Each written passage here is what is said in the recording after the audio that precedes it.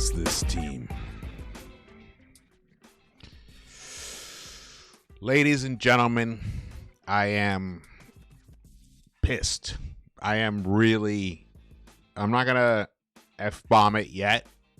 Because if you do it right away, YouTube freaks out. But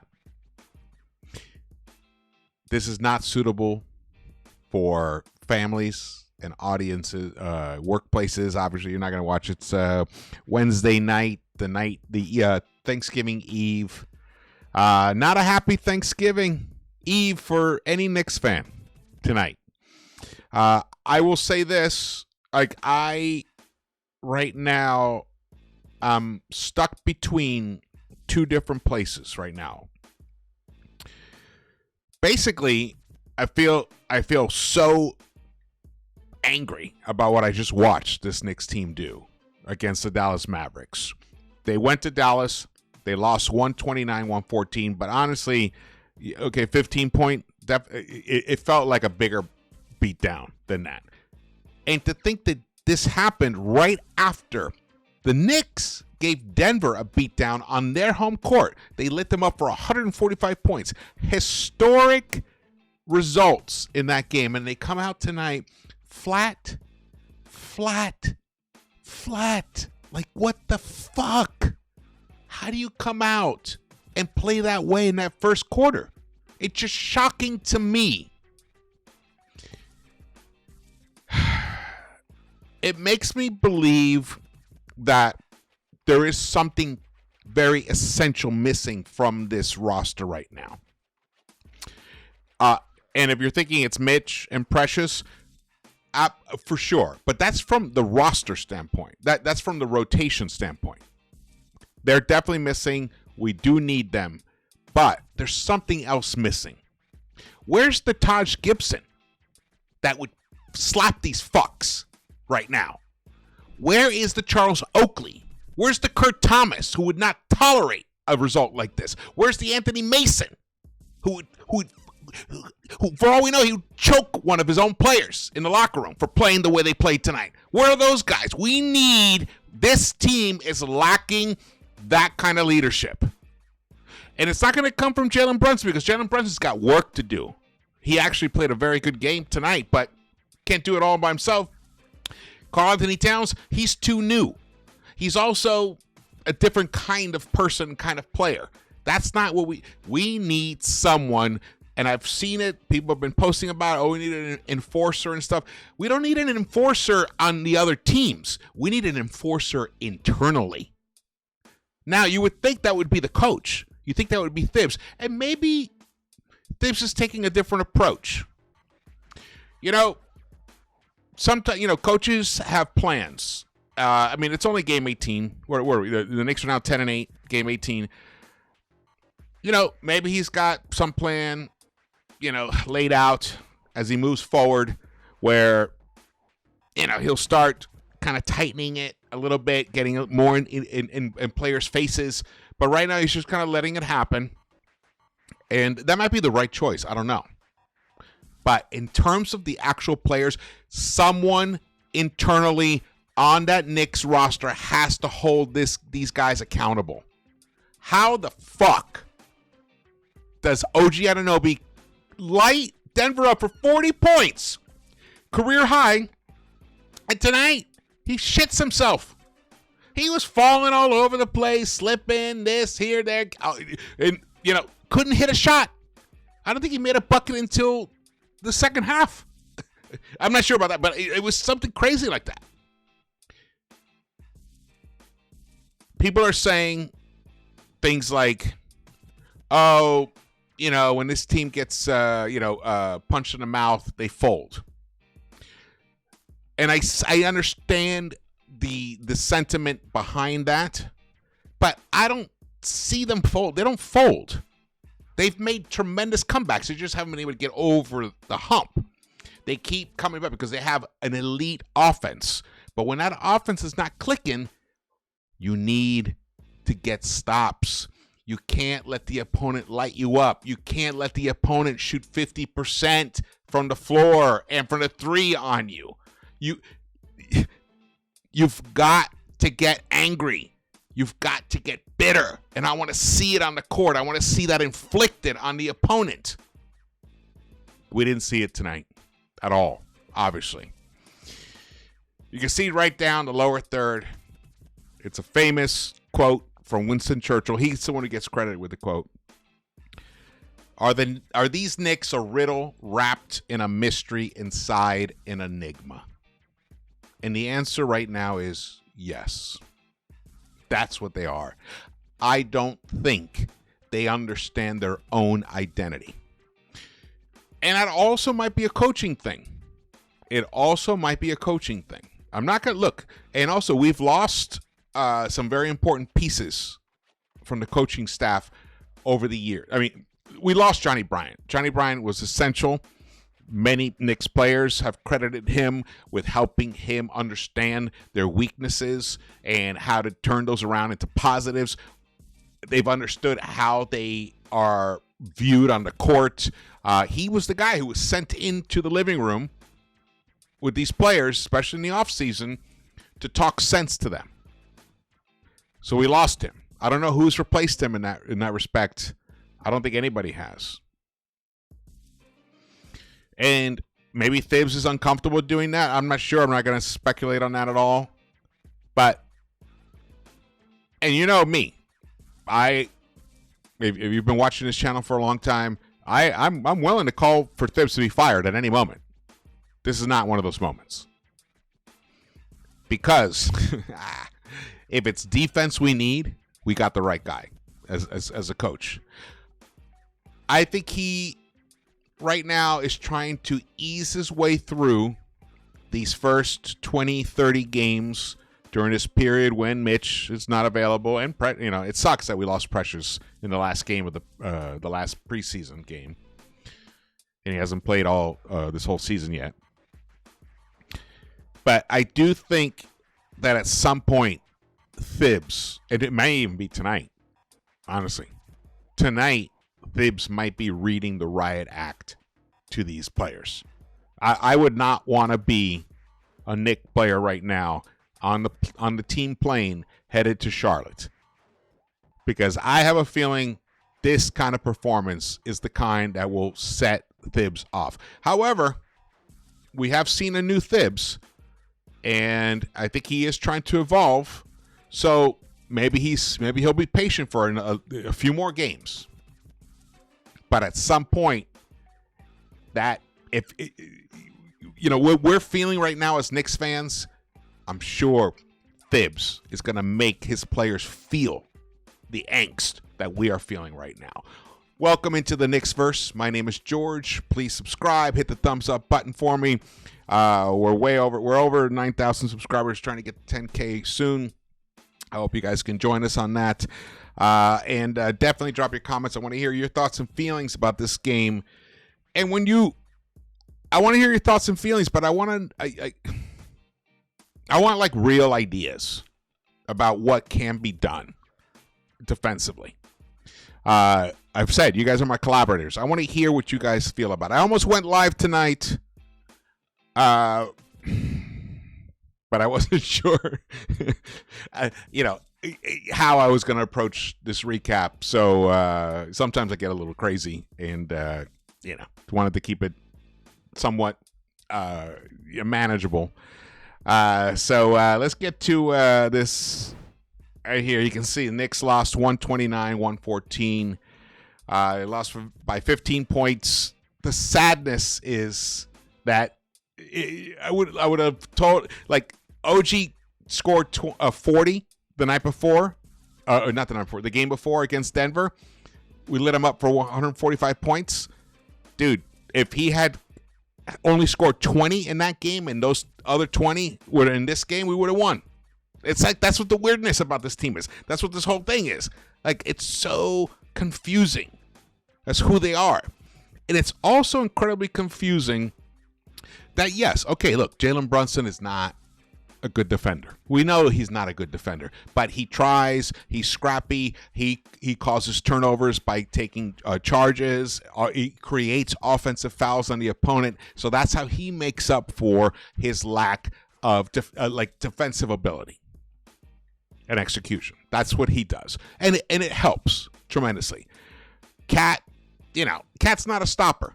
But he's definitely improved, and usually he gets better as the game goes on. Tonight, I didn't see that at all. But he's not a stopper. So we have two weaknesses in defensively in the starting unit. But those weaknesses are beautifully offset by those two being two of the top 10 offensive players in the game. There's not even any debate about it. They are two of the top 10 offensive players in the game. So, okay. So that it's a net positive between those two.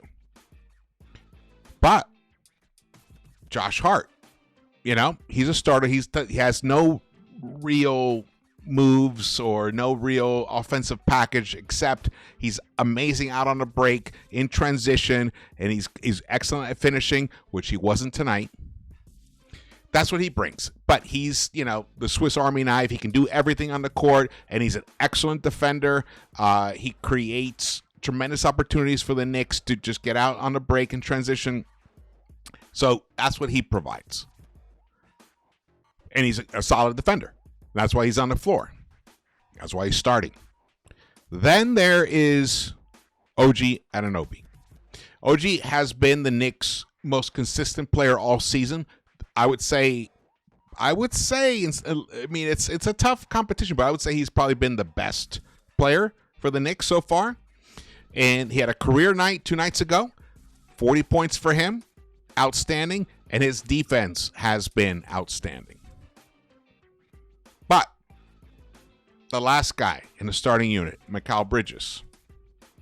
This guy was runner-up Defensive Player of the Year. Not that long ago. He has come home to play with his Villanova brothers. I am shocked by the level of defense that he has been playing. And then to go along with, I don't know, I got like a hair itchy here. To go along with his inconsistent offense. Tonight he actually had a decent offensive game. But his defense, sometimes when I'm watching it, I think, is it just chemistry? Is it just lack of familiarity? There was a play in specific. I can't remember what point of the game it was, but it happened on the left end. I think it was the second half, and there was a Dallas Maverick. Who were they guarding? I can't remember exactly. But anyway, it was OG and Mikal on the left side. Okay. Theoretically, these are two of the best defensive wings that have been in the NBA in the last 5-6 years. They're two of the 5 best. There's not even a discussion about that. These two guys, Mav sets a screen, and then the guy rolls around, and then Bridges doesn't know what to do. He gets stuck, and then OG is like, "Oh wait, you're not gonna follow him? We're not gonna switch? Wait, I thought we were switching. We're not switching." And then boom, it was Dinwiddie. Easy little layup for Dinwiddie. I mean, these guys could be all defensive players. They may end up being that by the end of this season, though. It's hard to say that for Mikal right now after game 18. We're almost 25% through the season. We're very close through a quarter of the season.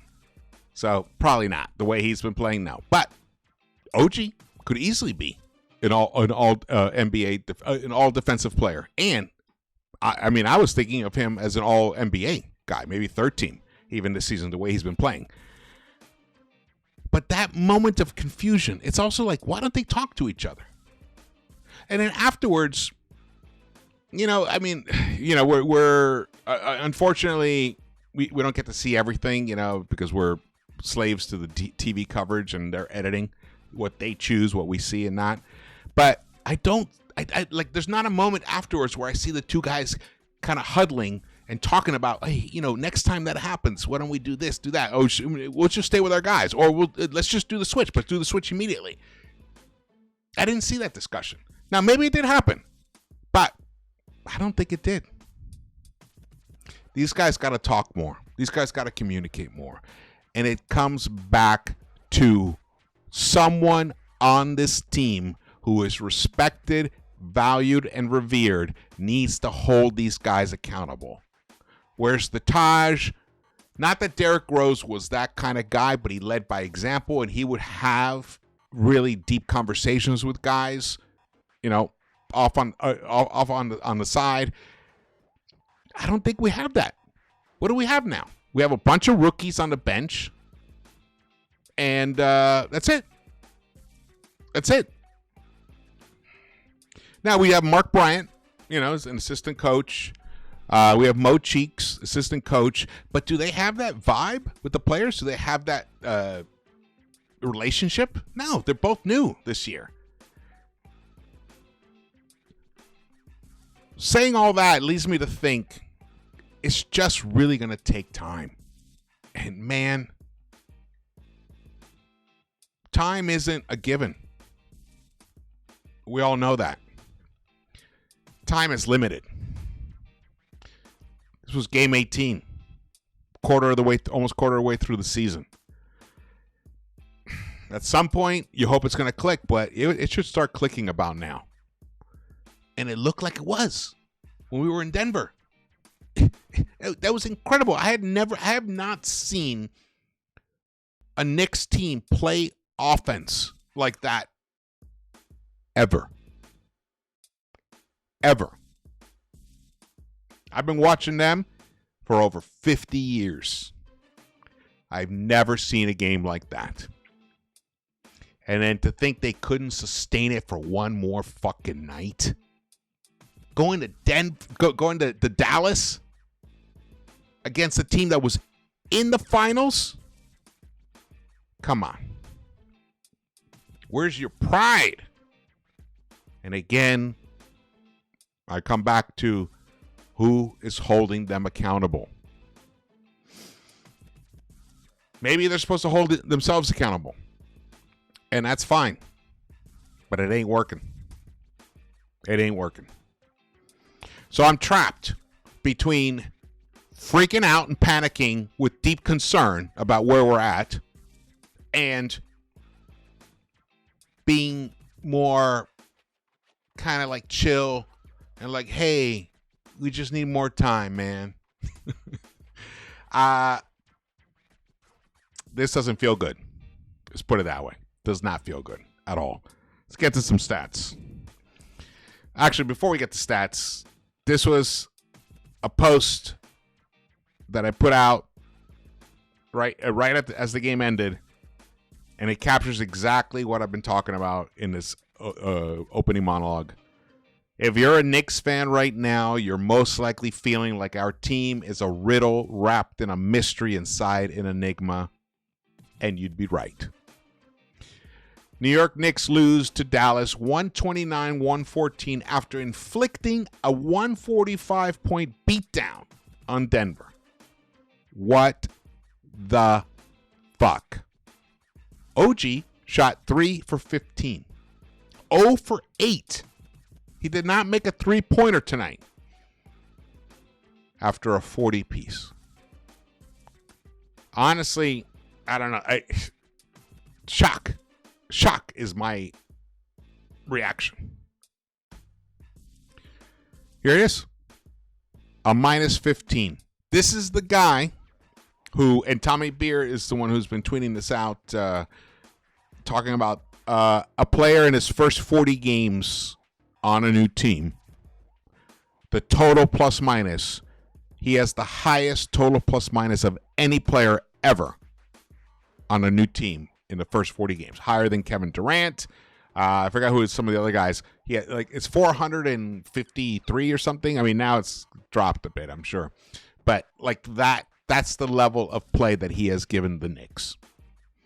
Now, do I think this is going to carry over? No, I don't. I think this was an aberration night for him. But it sucks that when he has a night like that, that the team comes out like they're like basically sleepwalking. That's what they look like in the first quarter to me. Mikal Bridges, thanks to New York Basketball to tweeting these out. Mikal Bridges in Dallas lost 20 points tonight. Nice. He actually hit a couple threes. Nice. 8 of 19 overall. 5 rebounds, but 0 assists. And his defense was atrocious. Atrocious. Let me look at this thing here.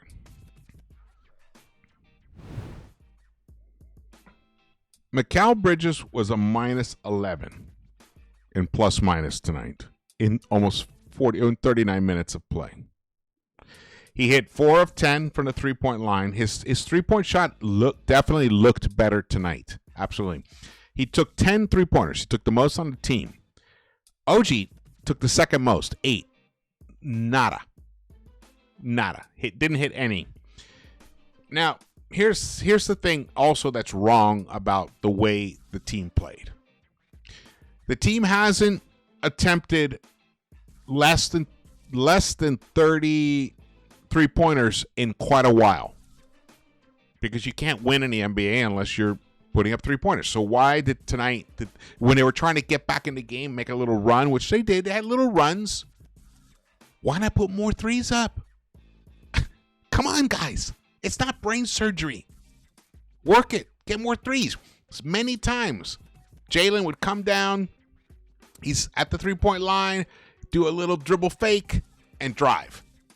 It's like, dude, boom, launch it. Let it fly. Hit that fucking 3. Hit 1, hit 2. Maybe it wakes the team up. Maybe it gets Cat to fucking wake up. Maybe they all fucking wake up. But instead, you drive so you can get your points. Right? I mean, he was fantastic inside the arc. He was 14 of 18 inside the arc. But that's not how you win today. And I don't want to hear, oh, it's so sad. I don't like the way the game is played now. Fuck that shit. I give a fuck about winning. And you got to shoot threes to win. You got to make them. But you got to shoot them to make them. 29 threes. What the fuck is that shit? 24.1%. If they shot another 11 threes, maybe they hit 8 of them. They're like that kind of team. They're weird like that. They hit 7 or something. This game is blown open. We win. I get it that the players are the ones who choose, but the coach has to drive that mentality into their minds. Nobody else shot more than 4 three-pointers other than OG and Bridges. Like Hart, 2 3-point attempts. Towns, 4 3-point attempts. Brunson only 3, and then Payne and McBride only 1 each. And those guys jack up threes all the time. I will give credit to the Dallas perimeter defense. The Dallas is a good defensive team. Dallas is a good team. Obviously, they made it all the way to the finals last year. But I don't think they're going to win shit. They're not going to win anything. They're not winning a championship. They're definitely not winning this year unless they make some big trade or something this year. They're not winning. But they're a very good team, and they're playing on their home court. But they were without Luka. Look who played tonight. Look, no Luka, no Clay, no Gafford, and they still kicked our ass. This is an embarrassment. This is an embarrassment. Quentin Grimes, 29 minutes, almost 29 minutes. He shot 53.8%. He shot 50% from the three-point line. Only 50% from the free throw line, which that sucks. The guy's got to get that together. But he put up a season-high 21 points tonight. Plus 16 against his former squad. I'm happy for him. Good game for him.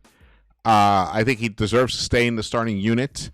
Definitely, if I was Jason Kidd, I would keep Quentin in the starting unit. I believe in Quentin. And it's ironic that they have Clay on that team, because I was calling Quentin, Clay Light for years. But injuries kept derailing his progress. Whenever he starts getting on a roll, he would get injured and shit. But right now, He's on a nice roll. He was a big reason why this team won. But look at Kyrie, 10 of 21 for him. He finished with 23 points. And Najee Marshall, 24 points for him. Great game for him as well. Spencer Dinwiddie, who always loves to punish us Knicks. I don't know why, but 21 points for him tonight off the bench. Good game for him. But look at this stat right here. 51.5% from the three-point line. And they put up 33 attempts. Only 4 more than we did. Not that many attempts for them. But there weren't that many shots in this game in general. There were only 86 for us, 85 for them in totality. It was a slower-paced game, so that's going to happen. But for us to not even cross the 30 mark is abysmal. Abysmal.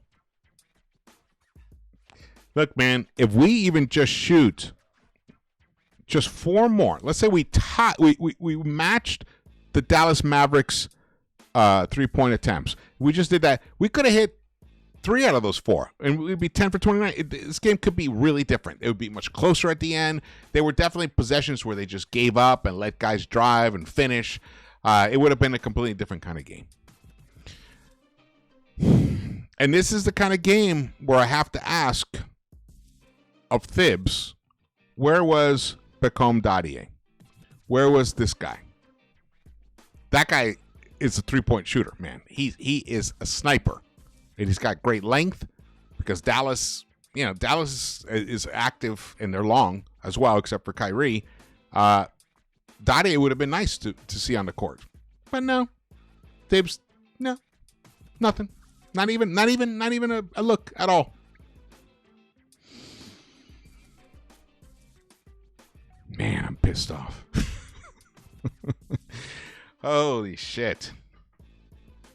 Let's get back to this. Let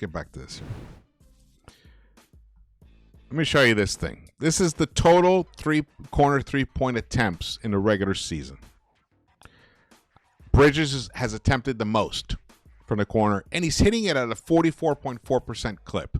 So, even though the rest of his 3-point game is a disaster above the break, his corner threes are right there. And then number 7 is OG. 39 3-pointers. He's hitting 41% of those. That's a nice percentage.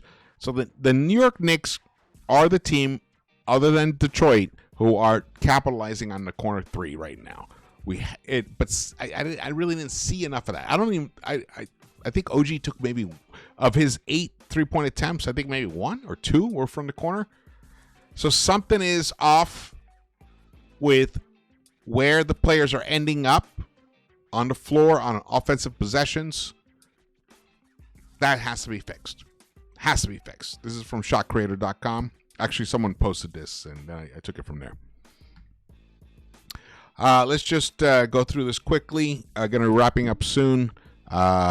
Brunson, tremendous offensive game for him. He scored more than 1 point per minute of play. 37 points in 36 minutes. Didn't hit a 3-pointer. He got 7 assists. Towns, 25 points for him on 16 field goal attempts.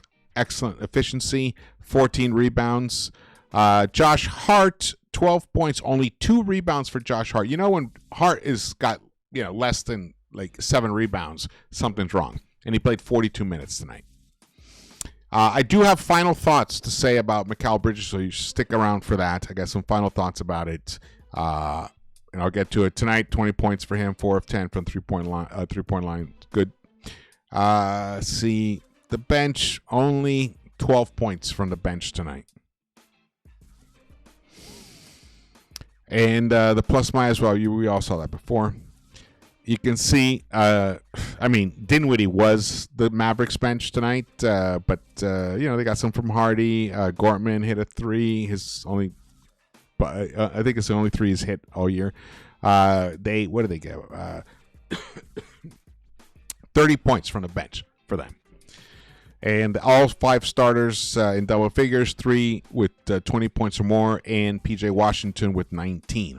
They almost had 4 guys with 20 points or more. And then we have the team stats.